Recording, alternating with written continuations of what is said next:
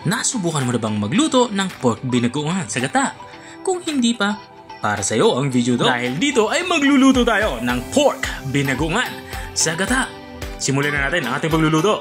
Ang ginawa ko dito ay kumuha ko ng kawali at pinainit ko to. Nung uminit na ay nilagyan ko ito ng mantika. At nang uminit na yung mantika ay ilalagay ko na itong ating talong. Gagawin lang natin dito sa talong ay piprituhin lang natin ito.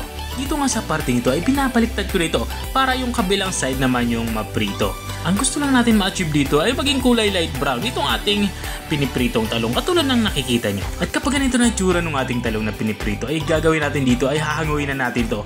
Kumuha na nga ako ng lagayan at isa-isa ko ng hinango itong ating pinipritong talong. At matapos na nga natin mailipat dito sa malinis na lagay ay tabi muna natin to.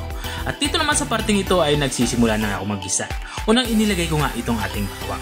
At isinunod ko na itong ating sibuyas. Bali, pulang sibuyas yung ginagamit ko dito.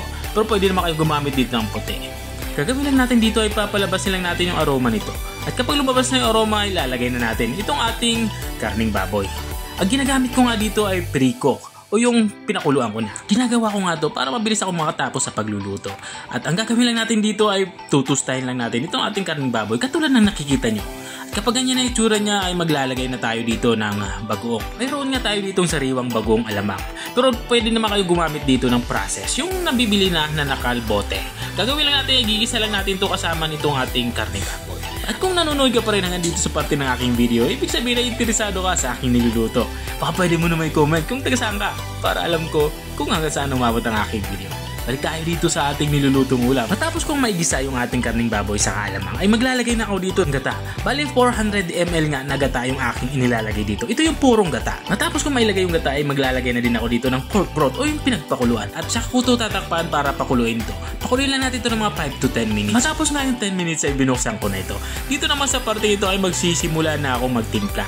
Unang inilalagay ko nga dito itong ating black pepper o pamintang durog. At matapos natin mailagay yung pamintang durog ay haluin lang natin ito para kumalat dito sa ating nilulutong ulam. Dahil nga maalat na ito, hindi na ako maglalagay dito ng pampaalat. Iyan ko na lang ito ng isang kutsarang asukal para pambalansi sa lasa. At habang nga tayo ay nagpapatuloy sa ating pagluluto, gusto ko lang i-shoutout ang mga masusugid natin mga taga-subaybay. Big shoutout nga kay Sir Levic Ilustrismo ng Bacolod. Shoutout din kay Ma'am Badette Villar, pinapabati niya ang Villar family. At kay Sir Francis Yomang Escarilla, big shoutout din sa iyo. At maraming salamat din sa mga walang sawang nanonood at nakasubaybay dito sa ating channel. Balikan tayo dito sa ating nilulutong ulam. Dito nga sa parting ito ay natapos na tayo sa ating pagluluto. Bago natin ito i-serve, ay lagyan muna natin ito ng kaunting sili para may kaunting anghang naman. At ito na nga yung ating pork binugoongan sa gata. Kung nakarating ka hanggang dito sa dulo ng aking video, maraming salamat sa panonood. Kung nagustuhan mo naman yung bago nating recipe ibinahagi, baka pwede mo naman itong i-share. O siya, hanggang dito na lang ako. Kita-kita ulit sa mga susunod kong mga videos. Paalam! Bye-bye!